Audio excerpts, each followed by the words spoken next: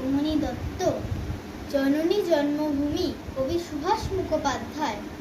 আমি ভীষণ ভালোবাসতাম আমার মাকে, কখনো মুখ ফুটে বলিনি। টিফিনের পয়সা বাঁচিয়ে কখনো কখনো কিনে আনতাম কমলা লেবু। শুয়ে শুয়ে মার চোখ জলে ভরে উঠত। আমার ভালোবাসার কথা মাকে কখনো মুখ ফুটে বলতে পারিনি। হে আমার জননী, কেমন করে তোমাকে আমি বলি? যে মাটিতে ভর দিয়ে আমি উঠে দাঁড়িয়েছি, আমার 2 হাতে 10 আঙুলে তার স্মৃতি।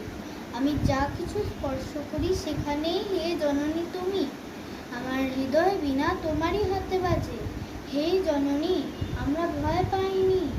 যারা তোমার মাটিতে নিষ্ঠুর থাবা বাড়িয়েছে, আমরা তাদের ঘাড় ধরে সীমান্ত পার করে দেব।